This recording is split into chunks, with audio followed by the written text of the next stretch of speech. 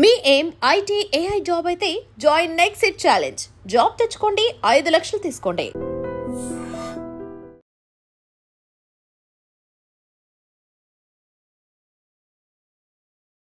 నమస్తే, welcome to iDream inside politics with కవిత.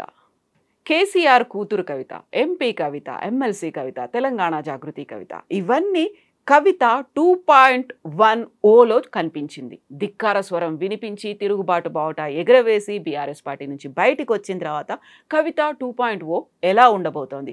యాక్చువల్గా 1.0కి 2.0కి మధ్యలో జరిగినటువంటి సంఘర్షణ ఏంటి, ఏం జరుగుతుంది అనేది బీఆర్ఎస్ పార్టీకి తెలుసా? తెలంగాణ జాగృతిని తను భవిష్యత్తులో ఎలా మార్చబోతోంది?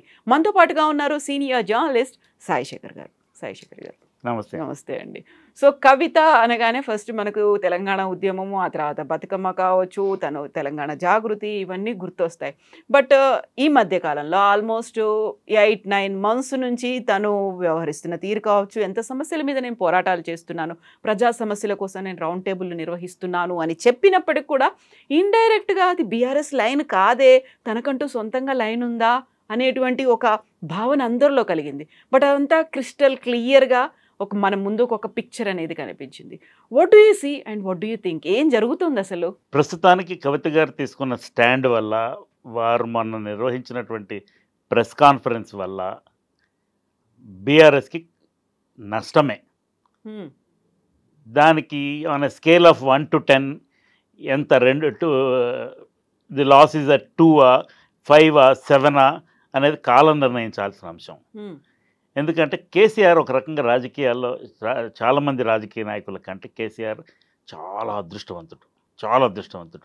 ఎవరు ఆయనకి బూస్ట్ ఇచ్చిన వాళ్ళు ఎవరు లేరు. దాంట్లో అందరూ స్కెప్టికల్గానే ఉండినారు. అవుతుందా, అవ్వదా, ఈ తెలంగాణ వస్తుందా, రాదా, ఇలాంటి సందేహంలోనే ఉండినారు.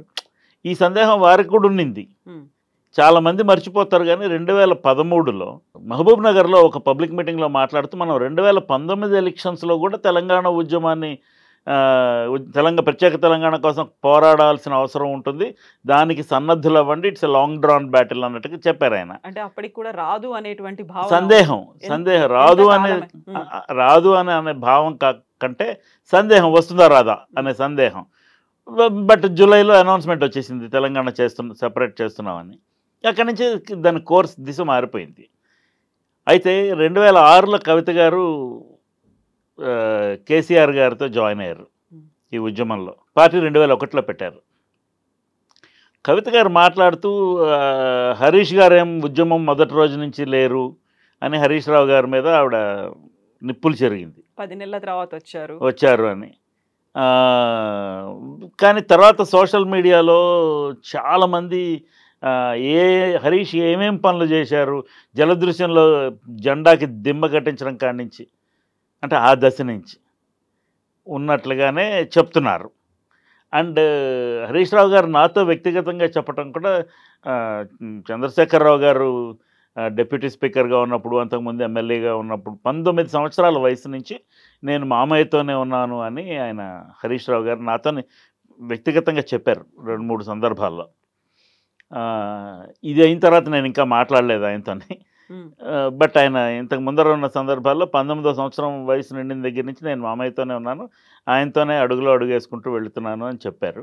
సడన్గా కవిత గారు ఇలాగనేటప్పటికీ బీఆర్ఎస్ శ్రేణులు ముఖ్యంగా సోషల్ మీడియాలో గట్టిగా ఇది కరెక్ట్ కాదన్న వాదం వినిపించారు. ఇది పక్కన ఉంచితే, కవిత గారు కేసీఆర్ గారితో కలిసిన తర్వాత, అంటే ఉద్యమంలో once she took the plunge in to politics, కొంత దూరం ప్రయాణం అయిన తర్వాత కల్చరల్ వింగ్ ఒకటి ఏర్పాటు చేశారు, జాగృతి అనే పేరుతోనే. ఏర్పాటు చేసిన తర్వాత స్లోగా కల్చరల్ యాక్టివిటీస్, ఈ బతుకమ్మ ఇలాంటివి చిన్న చిన్నగా దానికి ఎక్కువ అవటం మొదలుపెట్టాయి. But actual momentum started after the TRS came to power in 2014. వాళ్ళు పవర్లోకి వచ్చిన తర్వాత ఆ ఎలక్షన్స్లో కవిత నిజామాబాద్ నుంచి లోక్సభకి ఎన్నికయ్యారు. కేటీఆర్ గారు సిరిసిల్ల నుంచి ఎన్నికయ్యారు. హరీష్ రావు గారు సిద్దిపేట నుంచి ఎలక్ట్ అయ్యారు. కేసీఆర్ గారు గజ్వేల్ నుంచి ఎలక్ట్ అయ్యారు. బాగా స్థిరంగా ఉన్నది పార్టీ. కొంత దూరం 2016 ఆ ప్రాంతాల్లో ఈ జాగృతికి గ్రాస్ రూట్స్ లెవెల్ వరకు ఒక ఆర్గనైజేషనల్ స్ట్రక్చర్ బిల్డ్ చేసింది ఈ అమ్మాయి. మహిళలు, యోజన విభాగము, సాంస్కృతిక ఆవిడ షీఈ్ వెరీ క్లియర్ అండి, వెరీ క్లియర్. నేను ఇందాక చెప్పాను చూడండి, కేసీఆర్ గారు చాలా అదృష్టవంతుడు చాలామంది రాజకీయ నాయకుల కంటే అని. Let me talk about it for half minute. వారు ఉద్యమం చేసి ఆయన ఉద్యమ లక్ష్యం నెరవేర్చుకొని ప్రత్యేక రాష్ట్రం ఏర్పాటు అవడం అనే లక్ష్యం నెరవేర్చుకొని ఆ రాష్ట్రానికి ఆయన మొదటి ముఖ్యమంత్రి, రెండోసారి ముఖ్యమంత్రి, 10 సంవత్సరాలు ఆ పోస్ట్లో కంటిన్యూ అయ్యారు. రేమండ్స్ కంపెనీ వాడు అడ్వర్టైజ్మెంట్ ఇస్తాడు చూడండి, రేమండ్స్ ద కంప్లీట్ మ్యాన్ అని. కేసీఆర్ అంతవరకు కంప్లీట్ మ్యాన్. ఆయన సక్సెస్ఫుల్. అండ్ ఆయన కలిసి వచ్చిన ఇంకొక అదృష్టం ఏంటంటే చాలా ఆర్టికులేట్గా, చాలా జ్ఞానవంతంగా మాట్లాడగలిగే ఆయన కొడుకు, ఆయన కూతురు, ఆ మేనల్లుడు, వీళ్ళందరూ కూడా మేధావులు. And they can speak any language, English, Hindi, Urdu, Telugu చక్కగా మాట్లాడగలుగుతారు. వెంటనే స్విచ్ అయ్యి ఒకదాని నుంచి ఒకటి కూడా అయ్యి. మీరు మొన్న కవిత గారి ప్రెస్ కాన్ఫరెన్స్ చూస్తే అందులో ఆవిడ హిందీలో బయట ఇచ్చేస్తాను నేను ఆయన కూడా చెప్పారు. సో ఇలానున్నది వాళ్ళకి స్పీడ్గా వీటిలో మాట్లాడగలిగే, భావ వ్యక్తీకరణ చేయగలిగే కెపాసిటీ అండ్ వాళ్ళ టార్గెట్ ఆడియన్స్ని అట్రాక్ట్ చేసుకోగలిగే కెపాసిటీ ఉన్నది. ఇది కేసీఆర్ నుంచి వచ్చింది. సో కేసీఆర్ గారు ఆ మేరకు అదృష్టవంతుడు. ఇప్పుడు ఉన్న పరిస్థితి మనం విశ్లేషిస్తే ఆవిడ ముందు సంతోష్ అండ్ హరీష్ గారి పేర్లు బయటికి చెప్పారు. మీకు ఇటీవల ఈవిడ ఈ ప్రెస్ కాన్ఫరెన్స్ అయిపోయిన తర్వాత BRS social media and BRS leaders చిన్నగా దే స్టార్టెడ్ ట్రోలింగ్ హర్. లేకపోతే ట్రోలింగ్ అనే కదా, దానికంటే ఆవిడకి వ్యతిరేకంగా మాట్లాడగలిగే ధైర్యం చేయడం మొదలుపెట్టారు. మొదలుపెట్టిన ప్రక్రియలో నిన్న మొన్న నేను I was seeing in one WhatsApp group, Harish గారి గురించి ఆవిడ చాలా పాజిటివ్గా టీవీ9 ఇంటర్వ్యూలో మాట్లాడడం నేను చూశాను. చాలా పాజిటివ్గా మాట్లాడారు. హరీష్ అన్న అసలు రెస్ట్ తీసుకోరు, మీరు రెస్ట్ తీసుకోండి అన్నాకు కూడా తీసుకోరు, చాలా పర్ఫెక్ట్గా ప్లాన్ చేసుకుంటారు, is a very hard worker, ఈ టైప్లో చాలా పాజిటివ్గా మాట్లాడారు. ఇప్పుడు విభేదాలు ఉంటే ఆ దశలోనే ఎంతో కొంత రిలక్టెంట్గా మాట్లాడి ఉండేవాళ్ళు, కానీ అలా లేదు. డైరెక్ట్గానే ఆవిడ she heaped praises on Harish Rao. ఇప్పుడు ఎందుకు వచ్చింది సడన్గా ఈ కష్టం అంటే, ఇది సడన్గా ఏం రాలేదండి. బీఆర్ఎస్లో ఈ లుక్కలు ఎప్పటి నుంచో ఉన్నాయి. మొట్టమొదటి దెబ్బ ఆ జాగృతి మీద పడ్డది. జాగృతిలో ఉన్నటువంటి అన్ని సంస్థలని, జాగృతికి అనుబంధంగా ఉన్న యాక్టివిటీ మొత్తాన్ని కేసీఆర్ గారు సస్పెండ్ చేయించారు 2014-19 మధ్య కాలంలోనే. జాగృతి ఒక డార్మెంట్ ఆర్గనైజేషన్గా ఉండిపోయింది. అదే టైంలో తెలంగాణ జాగృతి కాదు, భారత జాగృతి అనే దాంట్లో ఢిల్లీలో కూడా ఒక సమావేశం పెట్టారు. బుక్స్కి సంబంధించి కూడా లిటరేచర్ మీద ఫోకస్ పెట్టారు. అప్పుడు ఫోకస్ అని కూడా గట్టిగా అనలేము, బికాజ్ అదేదో వన్ ఆఫ్ యాక్టివిటీగా అయ్యి ఆగిపోయింది, అది కొనసాగలేదు. అందుచేత అయితే ఆవిడ తర్వాత 2019 ఎలక్షన్స్లో ఆవిడ ఓడిపోవడం, 2019 ఎలక్షన్స్లో ఆవిడ ఓడిపోవడం అనేది ఒక చిత్రమైనటువంటి సిచ్యువేషన్. ఎందుకంటే 18లో అసెంబ్లీ ఎలక్షన్స్ జరిగినప్పుడు నిజామాబాద్ కింద 7 అసెంబ్లీ కాన్స్టిట్యున్సీస్ ఉంటే ఆ 7ని ఆవిడ గెలిపించింది. అంటే ఆ సొంత ఎమ్మెల్యేలకి శక్తి లేదా, లేకపోతే కేసీఆర్ గారు మొహం చూసి ఓట్లు వేయలేదా అని నేను అంటాను, అది ఆ వివాదంలోకి వెళ్ళటంలా. బట్ ఎంపీ అభ్యర్థిగా ఆవిడ ఆ కాన్స్టిట్యున్సీని నర్స్ చేస్తూ ఉన్నారు కాబట్టి అప్పటి వరకును బాధ్యత తీసుకొని మొత్తం 7 సీట్లు గెలిపించారు. కానీ ఆవిడ ఓడిపోయారు. ఆవిడ ఆ ఎలక్షన్ ఓడిపోవడం ఏదో ఒక కాన్స్పిరసీలో భాగమేమో అని ఒక అభిప్రాయం కలిగింది ఆవిడకి. అది ఎంతవరకు నిజం అనేది మనం జడ్జి చేయలేము. అదే కదా మొన్న చెప్పింది తను, నేను ఓడిపోవడానికి కూడా కారణం వాళ్ళని మ్యానిపులేట్ చేశారు, మేనేజ్ చేశారు అని ఆవిడ అంటున్నారు. బట్ మనం ఇది 2019లో కదా జరిగింది, ఫస్ట్ ఓడిపోయింది. 23లో మళ్ళీ ఓడిపోయారు, 2 సార్లు ఓడిపోయారు. సో ఏ కాలంలో ఆవిడకి వ్యతిరేకంగా వీళ్ళు పనిచేశారు అనేది ఒక సందేహాస్పదమైనటువంటి అంశం. అయితే షీ హ్యాస్ ఎనార్మస్ క్లారిటీ. ఆవిడ she has been nursing her grievance with in the party. ఆవిడని 19 ఎలక్షన్ ఓడిపోయిన తర్వాత ఎమ్మెల్సీగా రిహాబిలిటేట్ చేశారు. ఎమ్మెల్సీగా ఉన్నారు ఆవిడ ప్రతిపక్ష నాయకురాలు కాదు లెజిస్లేటివ్ కౌన్సిల్లో. ఆవిడ తను ఆశించినంత ప్రాధాన్యత దక్కలేదు పార్టీలో అనే ఒక ఫీలింగ్ అయితే ఆవిడకి ఉన్నది. ప్రాధాన్యతే కాదు, I'm a leader in my own right, and నేను ఉద్యమం చేసి వచ్చాను కదా, ఉద్యమంలో పార్టిసిపేట్ 2006లో చేరారు, 2014లో పవర్ వచ్చి, అంటే 8 సంవత్సరాలు నేను ఉద్యమంలో భాగస్తురాలని కదా. సో నాకు రైట్ఫుల్గా రావాల్సిన డ్యూ ఏదో దక్కలేదు అనేటటువంటి అభిప్రాయం ఆవిడకు ఉన్నది. ఉండడంలో తప్పు కూడా లేదు. మామూలుగానే బీఆర్ఎస్లో మహిళలకు ప్రాధాన్యత భారీ ఎత్తునే ఉండదు. కవిత గారే బీఆర్ఎస్లో మహిళా ఫేస్. మొదటిసారి మంత్రివర్గంలో దాదాపుగా I don't think there is any female minister in KCR cabinet. మొదటి స్టింట్లో ఎవరు లేరు, ఒక్కళ్ళు కూడా లేరు. అండ్ రెండోసారి కాంగ్రెస్ నుంచి చేరినటువంటి సబితా ఇంద్రారెడ్డి గారు, తర్వాత వాళ్ళ పార్టీకి సంబంధించిన ఆవిడ సత్యవతి రాథోడ్ గారు, వీళ్ళిద్దరిని పెట్టుకున్నారు. సబితా ఇంద్రారెడ్డి గారు అప్పటికే చాలా అనుభవం ఉన్నటువంటి రాజకీయ నాయకురాలు, మంత్రిగా చాలా సంవత్సరాలు పనిచేశారు. సో ఆ అవకాశం ఇచ్చారు.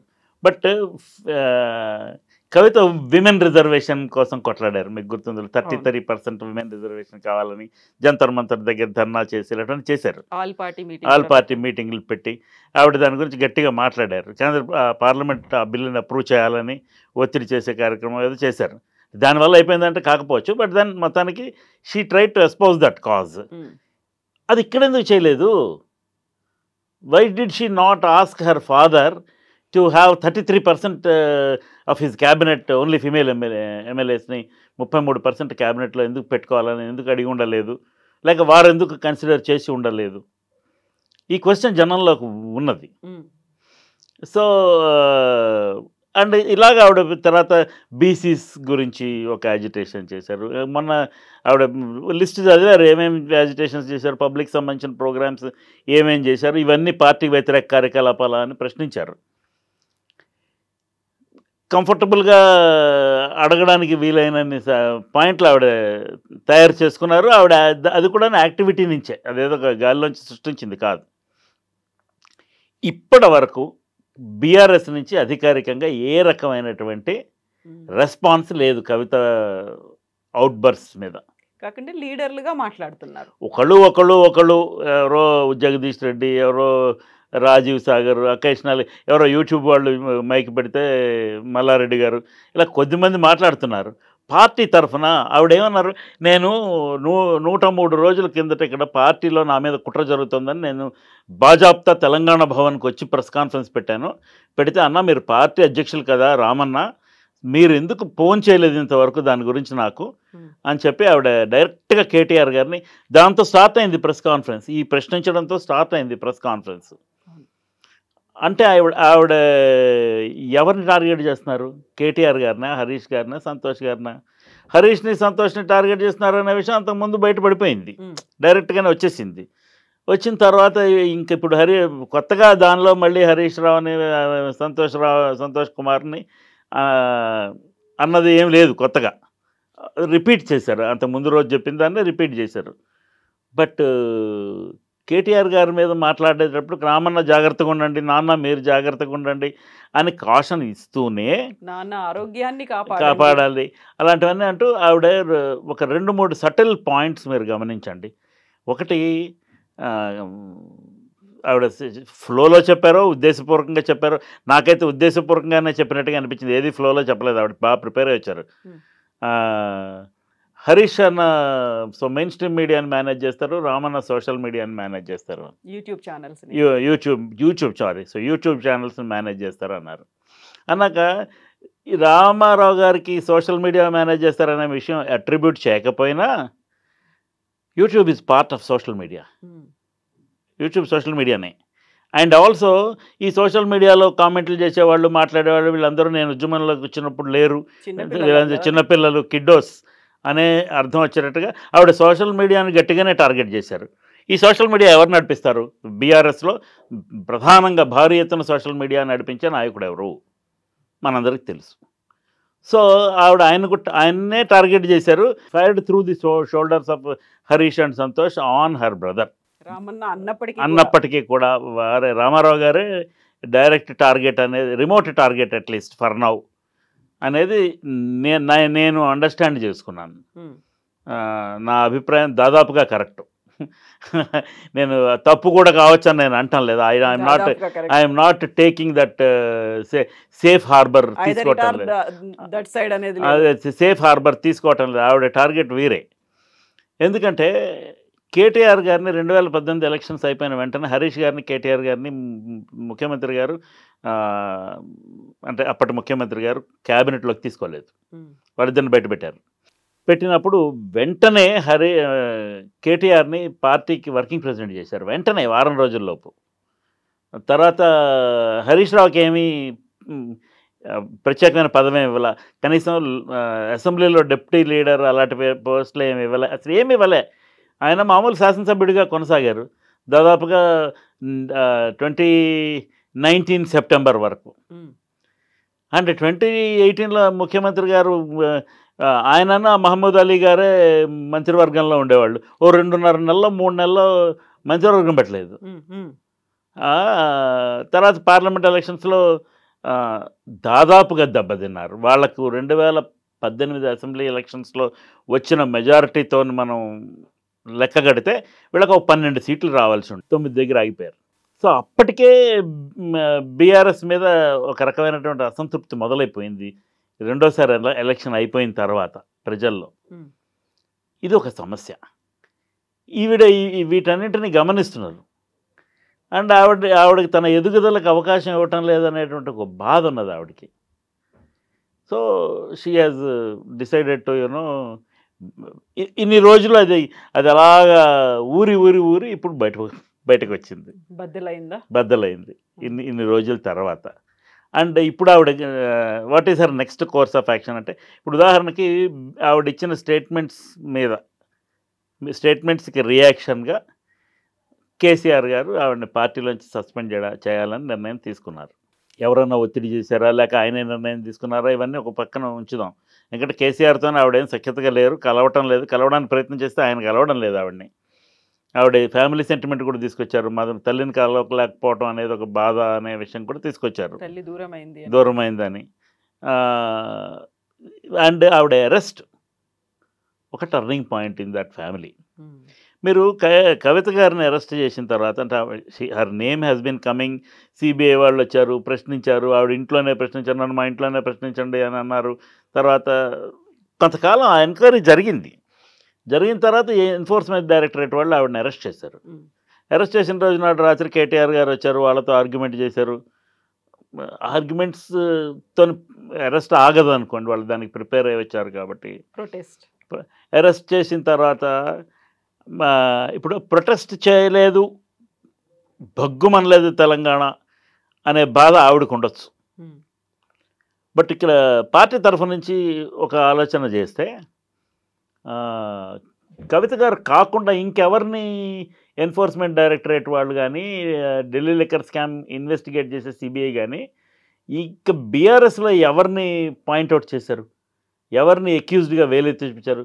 కవిత గారు, కొంతమంది హైదరాబాద్కి చెందినటువంటి business men, large scale top notch business మెన్ని అరెస్ట్ చేశారు, తీసుకెళ్లారు. కానీ కవిత గారితో పాటు బీఆర్ఎస్కి సంబంధించిన వాళ్ళు ఒక్కళ్ళని కూడా అరెస్ట్ చేయలేదు, ఒక్క నాయకుడిని కూడా. అంటే దాన్ని బట్టి what kind of an understanding people would get. అంటే బీఆర్ఎస్లో ఎవరికి దీంతో సంబంధం లేదు, ఇప్పుడు వ్యక్తిగతమైనటువంటి వ్యవహారం ఇది. I don't sit on judgement. వారు దీంట్లో వారికి ఒక కీలకమైన పాత్ర ఉన్నదనో లేదనో రెండు చెప్పడం లేదు నేను. అదే న్యాయస్థానాలు తేలుస్తాయి. 164 రోజులు జైల్లో ఉన్నారు. 164 రోజులు జైల్లో ఉంటే మన మధ్యలో వీళ్ళు వెళ్ళొస్తుండేవాళ్ళు, కలుస్తుండేవాళ్ళు. ఆ తర్వాత కేటీఆర్ అండ్ హరీష్ ఇద్దరూ కలిసి ఢిల్లీ వెళ్ళి అడ్వకేట్లతో మాట్లాడి వాళ్ళని ఎంగేజ్ చేసి ప్రయత్నం చేస్తూ ఉండేవాళ్ళు. ఫైనల్గా బెయిల్ వచ్చేదానికి ఏర్పాటు చేశారు.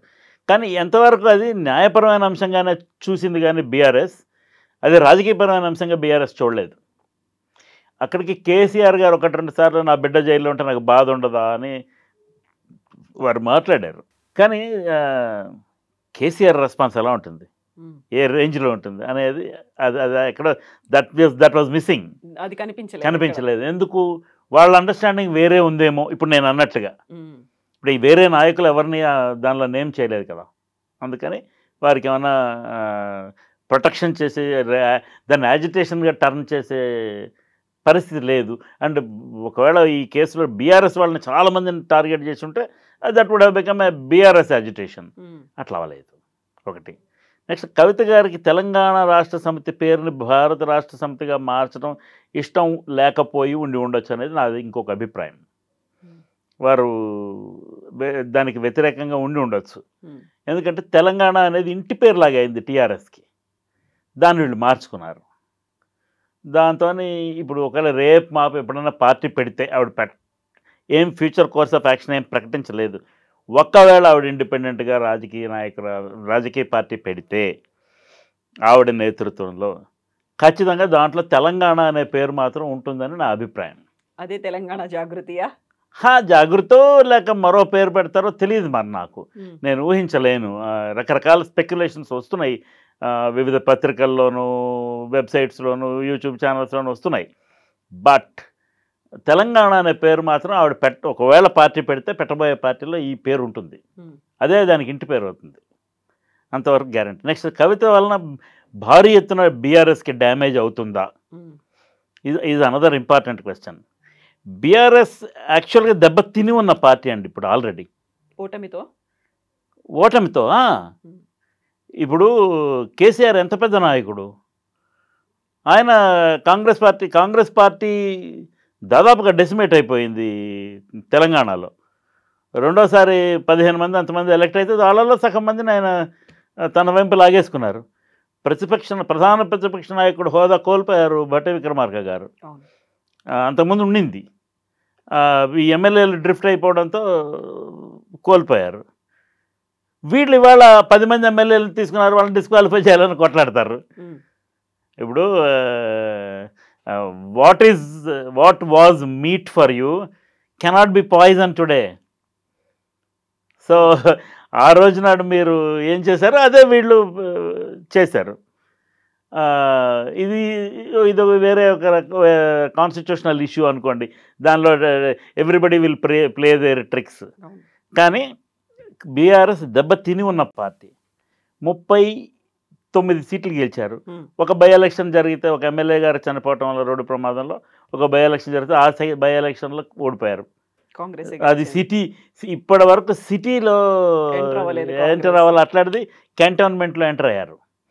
ఓకే, నెక్స్ట్ ఇంకా 10 మంది ఎమ్మెల్యేలు అవతలకు వెళ్ళారు, ఇంకా 28 మంది ఉన్నారు. పార్లమెంట్ ఎలక్షన్స్లో 0 సీట్లు వచ్చినాయి. మేము మళ్ళీ గెలుస్తామనే ఆశ లేకపోతే ఆ టైప్ ఆఫ్ మేనిఫెస్టేషన్ ఉండడం ప్రతి రాజకీయ నాయకుడికి ఉంటుంది, ఉండాలి కూడా. అయిపోయింది మన పని అని వదిలేయకూడదు.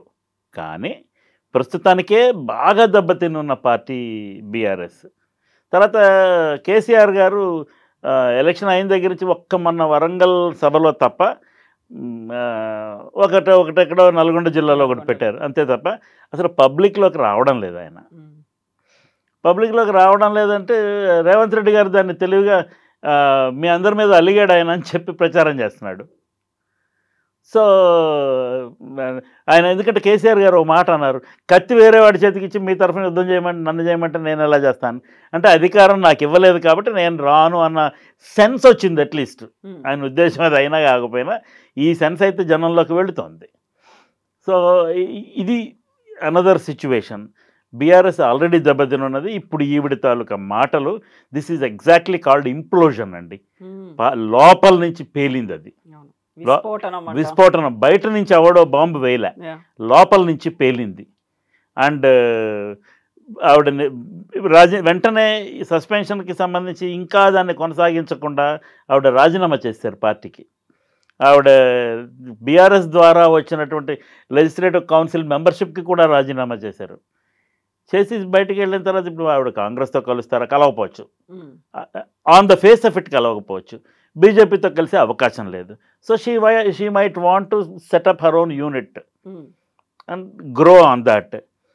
ఇప్పుడు వారు నిజంగా దానివలన రాష్ట్రంలోకి అధికారంలోకి వచ్చేస్తారా? We cannot predict those things. ఇది ఈ ప్రస్తుతానికి వారు బయటికి వెళ్ళడం అనేది కాంగ్రెస్కి అడ్వాంటేజ్, బీజేపీకి కాదు. ఓకే, కాంగ్రెస్కి అడ్వాంటేజ్. ఎందుకంటే వీళ్ళకి అంతర్గతమైనటువంటి కుమ్ములాటలు కాదు, అవి పేలిపోయి ఇప్పుడు బయటకు వచ్చాయి. కుటుంబం విచ్ఛిన్నం అయింది అనేది కవిత చెప్పారు, అది అయింది. సో ఆవిడ జనంలోకి వెళ్ళి పాదయాత్ర మొదలుపెట్టేసి మద్దతు కొడగట్టే కార్యక్రమం చేస్తే, జాగృతిలో ఉన్న నాయకులని అందరినీ బీఆర్ఎస్లోకి లాక్కొని వాళ్ళు స్టేట్మెంట్లు ఇప్పించిన డ్యామేజ్ పొటెన్షియల్ అయితే ఆవిడకు ఉంటుంది. ఆవిడకు వల్ల she's a factor in the upcoming elections. Kavitha is essentially a factor and they cannot ignore. Next ఆవిడకి చాలా ఇన్ఫర్మేషన్ ఉంది నా దగ్గర అని ఆవిడ చెప్పారు మొన్న. సో సందర్భాన్ని బట్టి చెప్తానన్నారు. అంటే ఇంకా ఎన్నో బుల్లెట్లు అక్కడి నుంచి రాబోతున్నాయి. సో సిరీస్ ఆఫ్ ఎపిసోడ్స్ ఉండబోతున్నాయి. ఇంకో ఎన్నోసార్లు ఆవిడ ఈ పార్టీని ఇబ్బంది పెట్టబోతున్నారు. ఇబ్బంది పెట్టబోతున్నప్పుడు పిల్లిపోరు పిట్ట తీర్చినట్టు ఇక్కడ ప్రస్తుతానికి పిట్ట రేవంత్ రెడ్డి. ఓకే, ఆయన అడ్వాంటేజ్ పొందుతాడు, అనుకోకుండా అంది వచ్చిన అవకాశం ఆయన అడ్వాంటేజ్ పొందుతాడు తప్పకుండాను. అది కాంగ్రెస్ని మరింత బలోపేతం చేస్తుంది ఎన్ని ఇబ్బందులు ఉన్నప్పటికీ, పరిపాలనా పరంగా కానీ పార్టీ పరంగా కానీ. So Kavitha is a factor in the upcoming elections without any doubt. ఇప్పుడు ఆవిడ పార్టీలో నుంచి ఇలా బయట ఉండి యాక్టివిటీ చేసినా, లేదు మళ్ళీ వాళ్ళు ఒకరికొకరు క్షమాపణలు చెప్పేసుకొని సర్దేసుకున్నా ఆయన అన్నా కానీ ఇప్పుడు ఆవిడ మాట్లాడిన మాటలు వీళ్ళు ఇచ్చిన స్టేట్మెంట్లు రికార్డెడ్ కదా, ఇవేం పోవు. అదేదో వాడు మహేష్ బాబు సినిమాలో ఆయన చెప్పినట్టుగా నువ్వు మర్చిపోయినా వాళ్ళు మర్చిపోయినా గూగుల్ మర్చిపోదుగా. సో ఇది ఉంటుంది. అవును, ఎస్ అండి. Thank you so much Sai Shekhar గారు. Thank you. And for more videos, please subscribe to iDream. Please subscribe to iDream. Please subscribe iDream. And please subscribe to iDream. For more videos, subscribe to iDream. please like, share and subscribe to the channel. Congratulations, iDream. Subscribe to iDream. Subscribe to iDream. So subscribe to iDream Media. iDream ki iDream team andarki huge congratulations. Please subscribe iDream Media. Please subscribe to iDream. Subscribe iDream. Please subscribe to iDream. iDream అంటే నా కళల ఛానల్ను subscribe చేసుకున్న నోరు తిరుగుతలేదు, మీరైతే గంట గుర్తు కొట్టండి. For more such videos, please subscribe to iDream. Subscribe to iDream. Please subscribe to iDream. Please subscribe iDream Media. Please do subscribe to iDream. Please subscribe to iDream Media. For best entertainment and information, please subscribe iDream. And don't forget to subscribe to iDream.